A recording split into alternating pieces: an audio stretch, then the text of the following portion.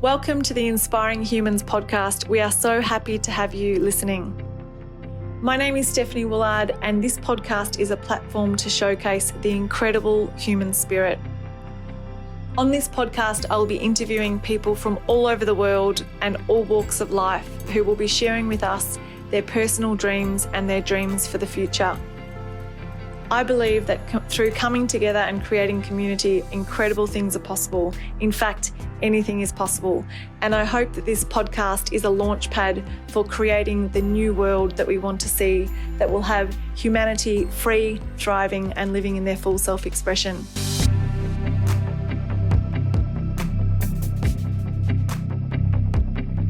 Today I'm here with Susannna Bevilacqua, who I've known for many years, and the way I would probably sum you up, Susannna, is a fair trade crusader in your work life, but such an action woman, and you're a powerhouse, and I really admire you and everything that you've done, everything that you stand for, and you've been that consistent voice for fair trade for many years now, as well as working at the bank, in the past, the Bendigo Bank, and gradually building this up so it can sustain you to be able to share great messages and involve so many people. So I'm thrilled to have you on the podcast today to share some of your brilliance, and thanks for your time.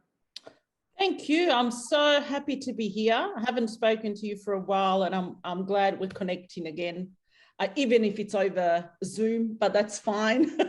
We got used to that now. Sure have, so many Zooms. So you're the founder of Moral Fairground, which is, I'll let you go into more detail, and I'm going to try and capture it as best as I can, but an organisation to provide many people that are showcasing fair trade or have social enterprises, fair trade businesses, entrepreneurs to be involved in lots of different things. So markets is something that Seven Women's been involved in. An ethical enterprise award is something that we won in 2014, which was amazing. Right. I remember finding out about that in Argentina when I was over there, and super excited. But can you share in your own words what is Moral Fairground? Yeah, it's many people say, can you describe it in a few words? Well, we can't. We really bring people and communities together. They have a passion for doing things better, in a way that something that's good for the environment, people, communities. How do we come together as a community to create this hub? How do we share these messages? How do we share the message of, here's an ethical enterprise that's doing fantastic work? How do we share that information to the public? It started with, when I started Moral Fairground, I really didn't know, it started off with the fair trade movement, of course. I didn't know much about fair trade. And when I found out the impact that we can have as consumers if we make the wrong choices, I wanted to do something about that. And I suppose by creating Moral Fairground, it was a reflection of what I wanted to achieve in terms of, okay, if I didn't know about it, there's so many other people that don't know about it. Let's share this information with the public. And so we started with some festivals, and to make sure that we engaged with a broader audience without making people feel hesitant about interacting. In the past, when you talk about sustainability and ethical business, people were really concerned that it was going to be too difficult. You need to change your whole life to be fair trade and wear hippie clothes. That's the impression that people had. And we wanted to create a message that said, no, it's not true. You can make some small changes. You can support some more small enterprises and still make a difference. And so that started with a small festival at Federation Square, which I know you were involved for many, many years. And then we developed the Ethical Enterprise Conference, the awards and the early pitch competition.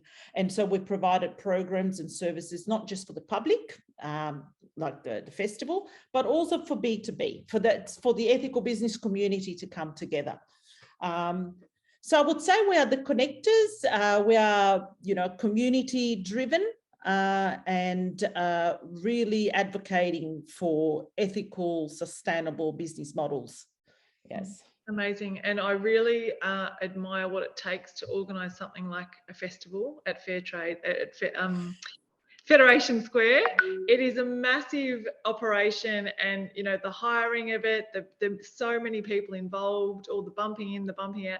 It's massive. So I really admire that effort, and it's also super valuable for people. You know, every year you'd see new businesses spring up that are trying to make a go at selling and promoting ethical wares. And I know from being the founder of an organisation like Seven Women, there's so many challenges that come with being a social enterprise. You're not just running a business where you buy something and sell it at a profit. It's actually, you know, I mean, there's lots of different types of social enterprises. Seven Women was building it from ground zero, but social enterprises are, you're working with people that might need extra support or extra training. You're committing to giving some of your profits away sometimes.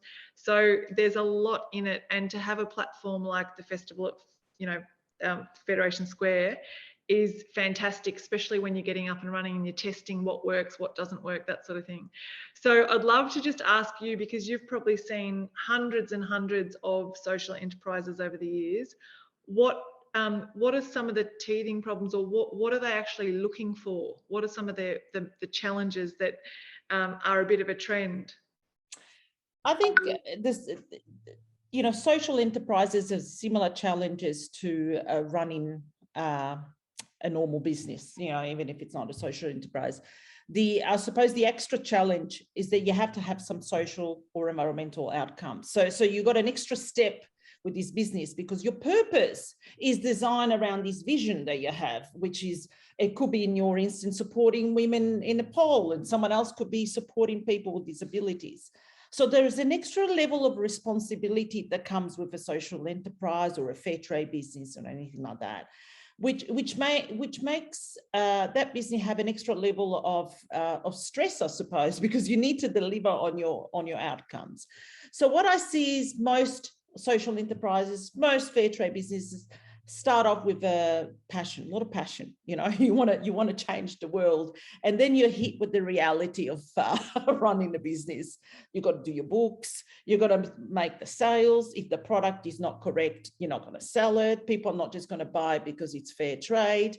You know, you have this vision, and it's the same when we're running events. We started off with this event thinking, why are we getting all these sponsors? It's because we did an event we thought was nice, but perhaps, you know, the customers wanted to see something different. So those are the challenges. The challenges are, yes, you're driven by passion, but also you've got an extra layers of responsibility. A lot of social enterprises start small, and sometimes they don't deliver those outcomes for many, many years. You know, you might have a vision that you want to help 30 people with disabilities in the next 2 years, but the reality is you might not be able to do that unless you make the revenue. So it's about changing the mindset to think, I have to run it like a business. I have to think like that. I can't run it like a charity. I mean, the charity part will come because you are delivering those social outcomes. But when you started off and thinking, you really have to think it as a business. And also consider that, like any other business, if your product is not good, doesn't matter what label you put in it, you're not going to sell it. Yeah. So you're in the events business. How have you managed to, you know, because your passion is fair trade, so it's one thing to have events and to have customers come along and do their stall and leave. How have you managed to create, or have you, a community within those stall holders, within the people that attend events, so it can build a bit of that momentum? So first of all, we put together a number of different events throughout the year, like I said, to connect not just the businesses to people, but business to business.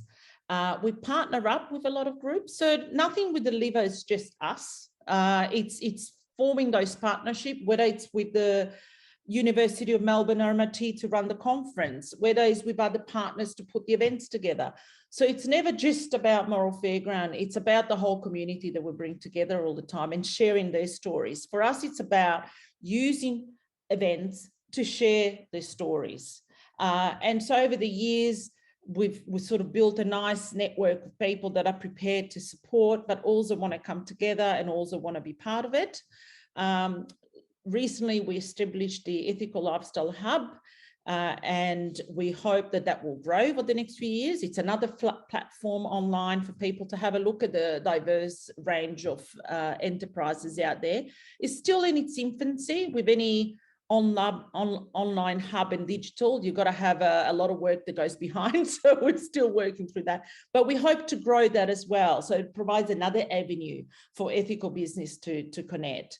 But for us, it's the regularity of keeping in touch with them, and the type of programs and events that we can run, and the type of partnerships that we can form. Amazing. And, you know, I've noticed in the way that you operate, the sky is the limit. You kind of set a goal and you're fearless in the way that you go about it and who you reach out to. So where does that come from? Where does that kind of confidence and just fearlessness come from? I think it's because I believe that what I'm doing is right. And when you have a belief that what you're doing can have an impact, there's nothing there that can stop you. You know, there's no hidden agendas. So I believe that what I'm doing can help change the world. And, you know, I'm just one small sort of wave. If we can all come together and have this massive ripple and create a tsunami of goodness, be fantastic.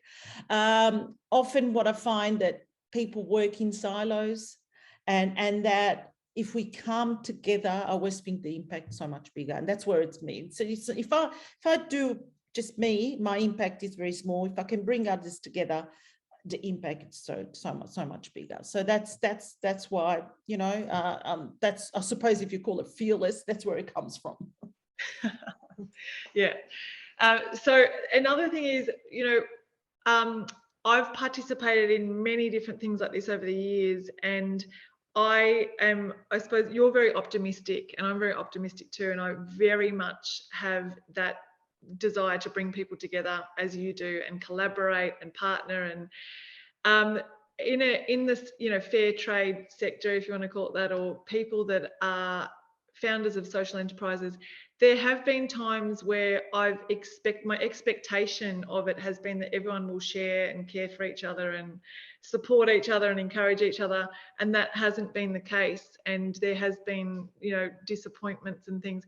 Have you had that as well, and how have you kind of dealt with that? I think it happens, you know, people are sometimes scared of competition, and I think competition is actually very good, because it makes you and strives you to do better. Yeah, there's been instances where I might approach someone to collaborate on a project and perhaps it didn't work out. And I understand that person, that organization might not have been ready at that time. And perhaps, you know, if you can't force people, otherwise it won't come out properly, right? But I'm very optimistic, in particular now after what we've experienced for the last 2 years, that collaboration is the only way to go. A lot of enterprises that I know, especially in the ethical business space, whether it's fair trade, social enterprise, some of them don't exist anymore. They actually went out of business. Not everyone is able to pivot, because pivoting is fine, but you still need some financial backup. Not everyone is able to do that.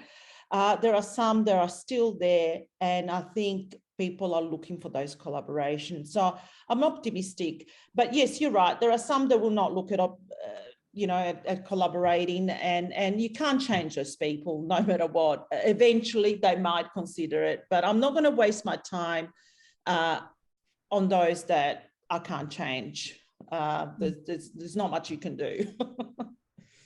Because I've seen, like, I do really admire the way you operate, and you kind of don't take anything personally. So you're driven, you've got your big goal, you've got your big vision, and whoever's happy to come along. Whoever's not, if it's not for you, then that's also okay. And I just think that's incredible, because you can get so much done like that. You know, you don't get dragged into why is that not happening, or it's almost like a trust in life that, you know, whatever is meant to happen will happen. And it also allows you more flexibility, Stephanie, because sometimes if you're too set in certain ways, if that doesn't work, there's no other way I can do this. And you don't have that level of flexibility, especially now in any business, in any social enterprise, you need that level of flexibility. And that doesn't exist. Then I'm not sure that running your own enterprise is for you, basically. So it's all about pivoting, changing, yes, failing, even failing. My goodness, how many times have we failed? But if that's going to stop us from going forward, then I think, again, it's not, it's not for you. As you know, I was working for a long time for an organization, you mentioned that before, the Bendigo Bank. And then, 2 years ago, I decided to dedicate myself to Moral Fairground. I happened to pick the worst 2 years for the events industry. But is that going to stop me? No. We just happen to be during this time. This is a time when you form new relationship, new partnership, and then you move on to the next level. Amazing. I know that you're good at kind of doing market research as well and seeing if what you're creating is relevant. So can you kind of talk us through that a little bit, because that has a huge part to play in the success of an idea? So in terms of market research, a lot of it is to do when we run our events. We then question either the participants or the visitors and find out how they felt. And there's two very different type of communication, because we need to look at, okay, for example, a festival. How do the people feel about participating here? Do they feel safe? Did they learn something? Because the festival is not just a market. We have activities and programs for people. And so we get an understanding if maybe the festival needs to change over time. The people become more mature, understand a bit more. Fair trade was very new in 2009. Then we had to change and incorporate and add the social enterprise movement and the B Corps, because now people are a bit more sophisticated. So, maybe now people want to hear stories rather than just learning about what is fair trade. So by doing that research allows us to understand what does the public want. And when we do our research, when we run a conference, it's basically to find out, did you find this event useful? What is it that you'd like to hear next time? And so we develop themes every year around probably the feedback we got the year before, So, okay, well, this year people would have liked to see more of this focus.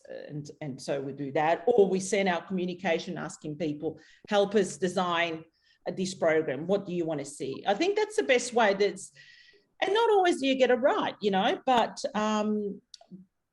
but engaging the people, finding out what they want, in particular an event. And if you're not too fixed on things, I think it's the way to go, because you can sort of run the same thing all the time. Then you've got to get to a point where you go, okay, when at what point do we need to change the way we deliver this? Yeah. And this is probably more of an entrepreneurial question, but because what you have done is quite entrepreneurial, as you said, fair trade was very new to people initially. How did you kind of start? Because there's so much involved in creating the festival. How did you gauge if that's something that Melbourne was ready for? Did you kind of reach out to people first and see if it was something that they'd want to participate in? How'd you work out the pricing, all that sort of stuff?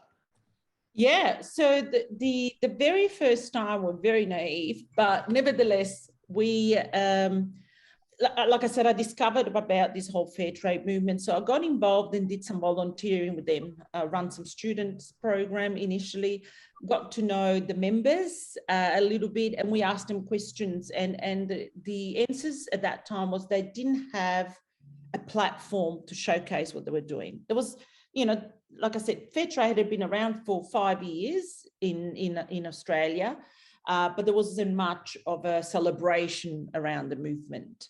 And so when we heard that, we thought, okay, well, then maybe a celebration is something is important. We bring people together, we showcase what fair trade does, the different roles that a fair trade plays. And we decided that one thing we could do is run this festival, because it was really about connecting the businesses to people that didn't know about it. So it is a big journey, because it was not only was the movement new, personally, I had no events background. So probably that's the best way to get into it. So you tick the boxes as you go along, and because someone did ask me once, if you had known, there's what people see is the end result, and it's 12 months of work to get there. So, yeah. It is so funny, because it's like not having any experience in events and just doing like a massive event like Fair Out Square, which is what it was called at Federation Square. It's funny, because it's like you might not have done it if you realised what was involved and all the things that were going to pop up. So I just think that's hilarious. To be naive is awesome. And so, that's super interesting. And I just want to say before I forget, thanks, Suze, because you have been a great support for Seven Women, and we've done a number of different things together, and that's included, movie nights as well, where we've had the documentary screening in the Docklands. And so I've always felt that support from you. So I just want to say thank you and acknowledge that, because it means so much to me, and I'll always remember the people that have supported, especially early on. So thank you. It was great having you. We loved you, and people love you, and they love the work that you do. So yes, well done. And I remember when you came around with the bag full of toys at the beginning, and what you achieved. It's incredible. It really is. Well done, and to all the people that you support. Thank you. And similar to you, just not knowing, I was way out of my depth to begin with. I had absolutely no idea what I was doing. All I wanted to do was help the 7 women that I met in the tin shed. And so, I think there's a lot of magic in that as well, just taking the first step and letting it evolve as it's meant to evolve. I think, I've had to trust in a higher power for like a lot of what I've done, because I was in an international context and all the rest of it. And I know that you were involved in Laos as well with the fair trade brand with Bobby, and so there's a lot of magic that comes in, I think, when we step outside of our comfort zones, and I see that you've done that constantly as well. So I think what it is, Stephanie, and it's the way I think we see it, and probably a lot of entrepreneurial people see it, or just anyone that is, okay, what if this could be this? Other people see it, but they put a but with every what if. And I think once you start putting buts, and then you're sort of limiting what you can achieve. So it's I know it's a bit naive, but you've got to have this big vision. And you might not achieve everything you want to achieve. But without that, and if you start putting buts early on, you're never going to make it, even your first 1 or 2 steps. And like you said, you started off with a bag full of goods, and you learned along the way whether the product was good or not, what you had to do. But if you hadn't done that, if you already had to put a but that, the moment you went to Nepal and bought that bag of goods, then you wouldn't have been here. You could have said, but I might not sell it. You didn't think of that. Yeah, I didn't think of that until it happened, and I didn't sell it. That's right. I had to look for better product designs. Yeah. But that's what drove you to do. Then that failure then drives you to do, where is it that we were wrong? Because some days you're going to have great successes, and others it's going to be just not happening for you. It could be timing. It could be things that are happening around the world. It could be a lot of things. So, yes. Exactly. And I know that you have had a lot of people involved in terms of volunteers and students. And I remember at the start of 7 Women thinking, oh my God, like I've got like all these people involved now volunteering. What if this thing doesn't take off? I was like, oh my God. So, that's what drives you again. Exactly. So with all those, I think another kind of key point is, if you have a big vision that is, very big and comes with, as you mentioned before, no hidden agendas, just wanting to do good for the world and share the good stuff. You have a lot of people that are willing to help. So it's also, who you become in creating that dream is incredible, because you grow so much every time there's a challenge, and all the rest of it. The self-growth is off the scale, and you really need to get out of your own way to keep heading towards it as well. So how's that journey been for you in terms of stepping outside your comfort zone and doing things that you never imagined, and continuing to go, okay, let's do this bigger and better? And yeah, you're always on the edge because you don't know if you're going to actually succeed. And like I said, sometimes you don't. But so you're constantly striving to do better. So you're constantly striving, whether it's to build your better networks or broaden your networks or get more people on board. It's the same when you employ the first staff member, then you think, will I be able to afford to pay this person? And it's always something that you have at the back of your mind. Yes, it's frightening all the time, but then you say, well, what's the worst that can happen here? What is really the worst? That's not going to go ahead. Well, that's the worst. Then we'll be fine with that. And this year, the worst has happened. How many things we could not go ahead with.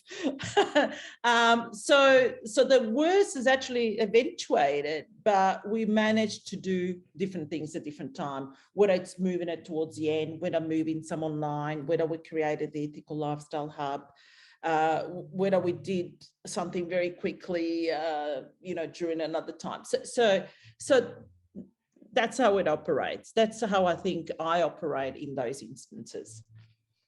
Amazing. And you mentioned before that you do very little on your own, so you partner and collaborate. And what would be your advice to people that are looking to partner more and collaborate more? What does that look like to do it successfully? So if you want to collaborate, you really need to a true collaboration, because often people want to collaborate, but it's only their way. Okay, so a true collaboration will allow whoever you want to collaborate with to have a say in what you're doing, and that's where the difficulties of collaboration. I remember one year we had the conference Collaboration for Change was the theme, and we had a lot of people talking about how the collaboration was happening, but it felt like one-sided. Not that to them it didn't feel like it, but the true collaboration is, what does the other collaborator have? What input does it have in this collaboration? How does it come together? Is it a revenue sharing? Not always a collaboration is a revenue sharing, but that could mean a revenue sharing. Is there, do they have an input for how something is run? They want something specific. So collaboration takes a lot of work. And that's why a lot of people fail or don't want to do it. It's much easier to say, I'll do it on my own. You need, you might decide you want to do this and you could possibly do it in a month, whereas collaborating might take you, 6 months to do, because everyone's got different views. So you've got to be prepared. You've got to be prepared to give a bit away of what you think you want to do, to make sure that the other party or the other parties are also heard and have an input. And you have to be honest. Yeah. You have to be honest. What have been some of your most successful collaborations? I collaborate every year with, for example, over the years, we've had a great collaboration with Melbourne Uni. We've run in a conference, and they actually make decisions with us. We decide together about things should be run. It's not just Moral Fairground. This year we started off with RMIT as well. And, that's why we split the conference over 2 days in 2 different locations. And again, it's how do we fit their agenda with our agenda as well? And that takes a lot of effort, because I might have my own views, but we've had lots of other collaboration running some of our festival and events where we bring in people that might want to, you know, share some of what they do, and they want to run part of an event, you know, and it was okay, you can run this part of it, it can be yours. And sort of we've got to be prepared to allow for that to happen. So there's probably too many to mention, but I think the longest one would be now with the Melbourne Uni and now RMIT, that I think that will grow. Some collaborations are just for the one-off time, you know, because it depends on our themes, and some are long-term. Amazing. And with all the different ventures that you've come across, what are some of the successful collaborations that you've learnt from, that you've seen? Successful collaborations. Okay. That's so you mean all the different ventures that have come together. I know that recently we interviewed a wonderful lady, Felicia Wright. She runs, she makes, and because we meet so many, sometimes I forget the name of the organization, but she makes these beautiful products. And the way she was describing the collaboration was amazing. She was engaging the Aboriginal community to design the product, people in Cambodia to actually make it. So she fair trade, Indigenous, and then she was trying to find a marketplace for them, and they were all working together in creating these designs and product. I thought that was, you know, three-way collaboration. It's hard enough to have two, but they had to have to sit. So I thought that was a good, when, you know, from a product type of collaboration, that was good. But then we've seen some of the other larger corporates where they started including social enterprise as part of their strategy. And I remember a few years ago we had, I think it was Telstra or Vic Roads, where they engage a lot of the social enterprises to run some of the programs. And you know, it's an ongoing collaboration. They provide some of the services for the organisation. And I thought, yes, this is a demonstration of someone that's a large corporate that can have a big impact. Because small collaboration has so much impact. But if you can get some of the larger corporate to go, maybe I can change the way I do this to allow for these smaller businesses to participate or do something, then the impact is so much bigger. So yes, there's so many to mention, but they're all very different. You know, they're all very different in how they approach collaboration. Yeah, amazing. I'm sure you've seen so many, and I love the topic of partnerships and collaboration because it's so exciting. Like, the possibilities are endless, and I love kind of seeing where it will, you know, the win-wins, working out the win-wins, and it's so good to work with others to achieve the same goal. It's like, you know, it just amplifies it so much more than you working away on your own to do it. And you know, one collaboration that now I'm involved with, I think I mentioned before, is I'm on the governance committee of the new Melbourne Social Enterprise Village. And so that's 5 different social enterprises coming together and deciding on what will happen in this space in the coming year. So you can just imagine how difficult that can be when all the vision missions are all very different. You know, one is a retail, someone else is a service, we're events. How do we create that? And that's really a work in progress. And it's quite interesting to see when you bring diverse. And so we'll be able to share more about that in the future when that happens. But that's another collaboration. I think if it's successful, it'll do really well here in Melbourne. Amazing. So not everyone is as adaptable and kind of able to be flexible like you. How do you, in your role as a board member, make sure, and in the past, you know, for many of these events where so many different people with different opinions and agendas, and how do you make sure everyone feels heard and, you know, keep the ship in the right direction? What have you, you know, what's your, you probably just do it naturally, so you don't know what the strategy is. What are some of the ways that have worked for you?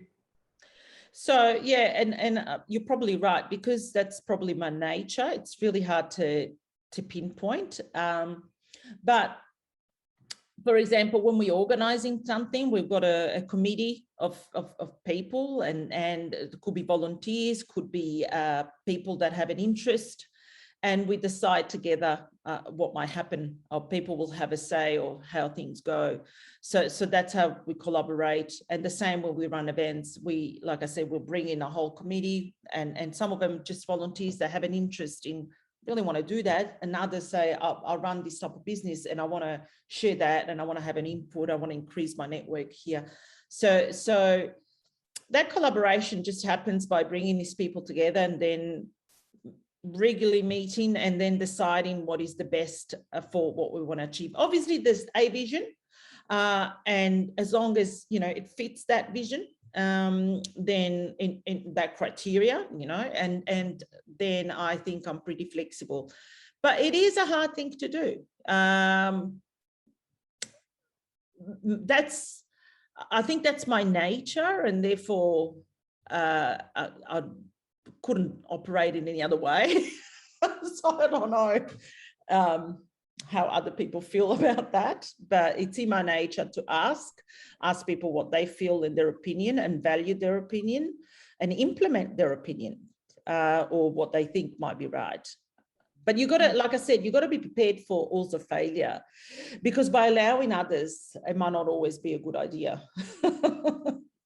Exactly, it's a fine line, isn't it? And it does, I mean, I do think it comes naturally to you, but it does take leadership and explaining, maybe, okay, maybe that's not the best idea, but this is why, and, you know, just keeping everybody feeling like they're part of it, but not just kind of, because when you're open to so many ideas, you can, you know, there's obviously some that won't work, and you've got to let them know that, and you don't want people to kind of be walking away feeling like they haven't been acknowledged or appreciated. You can flesh them out, you know, everyone can put all the ideas on the table, and then you think, well, what is it physically doable? What can we put on the side to do later? And what might not work, because maybe we've attempted that before. Even though sometimes when you said we've done that before, didn't work, that shouldn't always be, you know, because it depends on the time that you tried it. So with so many offerings online these days, everyone's moving online. Every person's got, you know, 5 steps to this, or online courses and online. So I know that you guys have an online membership model as well. So, you know, so many people attempt that, but very few succeed with those online membership models, because it needs consistent value. And how did you move into that, and how's it working for you? Yeah, so we're sort of more well known for the person-to-person type of events. So we did try last year online. We've done some online. We can do it, but like you said, there's so much. And the reality is, for us, is about bringing people together. But what we wanted to do is provide another platform for the business with impact, fair trade, ethical business, to have a space where they can just promote what they do. Okay, so our membership is only a new thing that we started. We haven't really promoted it as much. We're still working on the back end of it. But what we want to do is be able to deliver product to benefits to the, for example, if it's a fair trade business, deliver some benefits to them in terms of not a platform to sell products, but to share their story. So we might write a blog about them. They might get discounts to come to our events to participate. We might do some interviews with them, or include them in some of our programs. So we wanted to deliver the benefits, so it's also very personal for them. It is new, so we don't know if in 2-3 years it's going to be successful. I don't know, you know, but I hope so, because the intention is that we grow this community, and it's an umbrella. It's not just the fair trade businesses, it's the social enterprise, the fair trade businesses. You know, nowadays there is a lot of information out there, but if you want to find a fair trade business, you have to go on the fair trade website. If you want to find a social enterprise, you might have to go to the website. There's nothing that encompasses everybody into the one sort of space. Why should we all be different? Why should we all be in different pockets just because of a certification? Isn't the purpose what should be the common theme here? It's that we got this, that we are purpose driven, no matter what the certification is, and that's what we're trying to do with the membership. So it's still new, but we really want to use it to raise the profile of these amazing enterprises that are doing great work to create change around the world, whether it's environmental or social change or the lives of people overseas or locally. And that sort of connects to also the events that we do. It's an online marketplace, but without selling, if you know. Yeah, that sounds amazing, Suze. I'd love to be involved in that. And I suppose you as the curator of that and the, you know, coming up with the idea, you'd need to be very savvy in marketing, because the main reason people would want to be part of it is exposure, more exposure to their business. That's right. So how do you go about that if you're kind of an amalgamator of these social enterprises, fair trade businesses? How do you ensure and kind of give them that commitment that you're going to get them out there? Yeah. So we deliver a tier, you know, it's a tier membership. So depending on what tier, you get different benefits, obviously. So it's either we promote them via a social network, or they might, like I said, we might interview them and write a blog and a story about them, share it amongst our network and other networks. We might then look at how can we collaborate with other enterprises. They might be doing something, or they might want to participate at some of our events in terms of, I want to be a speaker at this conference, or I want to run a program at the festival. So looking at ways how we can engage them just beyond the digital platform in person.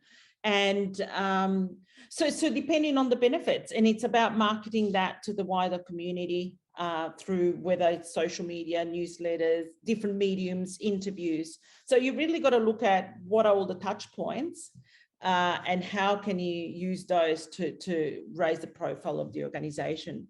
And obviously, not, you know, some will be very successful because, like I said, at the end of the day, it depends on your product offering. And, you know, some people say, oh, I didn't get anything, I didn't sell anything, even though it's not for sale. But, you know, and someone else says, well, I did well. So I think it's, okay, perhaps your product offering is not as good as you think it is. And that's something that I can't control. All we can do is deliver what we promise to deliver. Then you got to be the one that says, okay, my service is sensational, or my product is really good, and I know that people are gonna buy or use. Yeah. I think, you know, doing what you've done with the festivals and things, I mean, it's very easy to point the finger, and it's a very important point for you to communicate to stallholders, because if they don't sell any products, it's kind of not only the festival that they can blame, it's many things, you know, like as you mentioned. So yeah, that's right. Amazing. So I just wanted to ask, one of the last questions I had was, you know, a lot of people at the moment are wanting more online engagement because it's very easy to control the engagement when you're in person. How's that journey been for you to, how do you kind of, I suppose, encourage that engagement online, which, yeah, there's a real art to it? Yeah, we've done some events online, and that's how we kept engagement going. We did the conference last year online, the award online. I think the engagement online should continue, definitely. It's a platform now that we know how to use really well. But I think we're all humans, and we do need to get back to in-person engagement at some point. It's very different online. almost a different responsibility, you know, and you're not really faced with the person there and there, and you don't really get all the cues that you would get when there's someone in person. So while I think it is a great way, let's continue. Let's use that as a tool to further communicate and reach more people, because you'll reach so many more people if you've got the right thing. Also, there is a lot out there, so it's not as easy as putting it online and suddenly you're going to get all these customers, for example. It takes a lot of work. But let's not forget that the in-person, that we're humans, and that in-person is something that is very important for humanity. To learn, you know, I know when you were talking about Nepal, and I know going online is fantastic, but, you know, people that went to Nepal and experienced the people on the ground is very different than doing it online. Okay, so I think a lot of people connect much better in person if they like it. They'll be more, you know, they'll become your fan a bit more than online. So I think let's do it. Let's keep on going online, but let's not forget that in person is great. And I should have asked you this at the very beginning, but I just, you know, assume that everybody knows by now what fair trade means. But how would you explain fair trade for those that might not be as familiar with it? So it's very interesting, because we've interviewed quite a number of fair trade businesses last year as part of the Fair and Square Ethical Lifestyle Festival, including the CEO of Fair Trade at that time. And the stance is now they describe fair trade as a social enterprise. What they were saying, they're using the word fair trade to actually stop them from growing, because people always think fair trade as sort of that hippie type of thing, right? Whereas fair trade is really the social enterprise, because it touches on the mission and vision is about what are your social and environmental outcomes. What is it you're trying to achieve with the community? Your business is set up to solve a problem, whether it's young kids and finding them unemployment, or whether it's something else. So fair trade is driven by the mission, the purpose, and then they create whatever they create for that vision. So it's very similar to social enterprise. It's the same concept. It's about doing business for good. It's about your mission being the you know, either to resolve a social issue or to provide support for certain communities, and then comes the business that you're doing that to support that. So it's no different than that. But obviously fair trade's got the World Fair Trade Organization, the fair trade labeling. The fair trade labeling looks at commodities. They provide certification for commodities like coffee, tea, rice, sugar. And so that looks at how the farmers are treated, what they earn, if they got social benefits, what else the community can do to support. And then you've got the World Fair Trade Organization that's really about anything else that doesn't fit in the commodities, so the art, the craft. So I think that's where a lot of the time people are confused about fair trade because there was these two different sort of certifications for different things. But what we've got to think of is, what is the purpose? The purpose is to do social good. Well, that's where it is. That's what it is. Yeah. Amazing. And so Moral Fairground being your vehicle to spread the word and do good, what's your future vision for Moral Fairground and beyond? So I started to work with some other collaboration. We want to deliver some really focus on youth and providing youth a vehicle to be able to create change. So my vision is to continue with some of the programs that we run, but to then have a focus on youth and whether it's giving them a voice to do something, or whether it's running programs for young people. We started that off with the Leaders of Change a few years ago. Didn't really continue because the model wasn't quite right in terms of how we got funding, but I think that's got a lot of potential. We need to invest in young people. They are the ones that are going to be the next level of change, creating change. So I like to dedicate some time to focusing on that, possibly next year, starting with that. Amazing. And as you said before, sometimes it's just not the right timing, so yeah, could be a brilliant idea, but before. And I think a lot of this stuff, when you started, you are before the time kind of thing, because it's, you're a pioneer, you're bringing something new to people. So it's, really admire that too. And sometimes it is, definitely about the timing. That's right. It is. Amazing. So last question, Suze, and I know it's a kind of a big one, bit of a cheesy one, but I love it because it extracts the essence of, what we're here to do. And I know that you've got a family, and I just think you're amazing because you're doing so much and running a family at the same time. But what is the ultimate legacy that you want to leave? I just want, my legacy is that anyone can create some impact.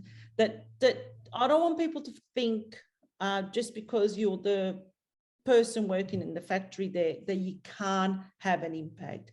Everybody has potential, no matter where, no matter what, no matter how. So for me, it's if I can, if that's all I've got, if after all this I show, well, you started off from here, you've done this, anyone can do it. Anyone can do it. You just need to believe that it's possible. And I think my legacy is that I hope we've made a dent in this world, and that if perhaps we haven't achieved here, but we carve the path for the next generation, and the next generation can then drive through. And I think if we just started carving the path and having those courageous conversations, there is another way of doing things, then that's where we belong, and that's fine because we've done the hard work in setting it up. Now there's a lot of people talking about social enterprise and that, but remember when we started, that was a new concept. No one even knew that word. So I think if we carve that path and that has been done, I'm happy with that. Yeah, that's amazing. You've done an amazing job. And I think, ideally, you mentioned potential. Ideally, we'd each see our own potential and step into it. But I also see what you've created as a platform to, you're good at identifying potential and skills in others and creating a spot for them to step into that and try it, through the volunteering opportunities. True. And that is absolute gold. And I just think that's so valuable to people. And like Seven Women, having so many volunteers through, you see people grow and evolve and just test out what they like and what they might be skilled at, or develop a new skill through being involved. And that is so rewarding. I'm sure you feel the same. And that's the thing. That's where you give the opportunity for someone that thinks they might be able to do something. Well, have a go. You can do it. You can use us or your platform to maybe do something that you always wanted to do and learn a new skill. So definitely that's a big one. We do that all the time. We've had many volunteers, and some are still on supporting us 10 years later. It's incredible. And I think it's because they find purpose, they find a place they belong, but also it keeps on changing. They can do different things to, whether it's meet new people, learn a new skill. So yes, you're quite right about that. Yeah. Unreal. Well, thanks so much, Suze. I absolutely loved having this chat with you, and a catch up actually. Thanks for listening to our Inspiring Humans podcast, and I hope you enjoyed the show. If you have any inspiring human in mind that you would like to nominate, please reach out and let us know. Also, you're very welcome to become part of our Facebook group called Inspiring Humans, where you can connect with incredible people from around the globe. Thirdly, if you are interested in being part of a global network, we have an incredible community at 7continentscouncil.com, where we hold events, programs, and many different initiatives that you can be involved in. Thank you, and see you again soon.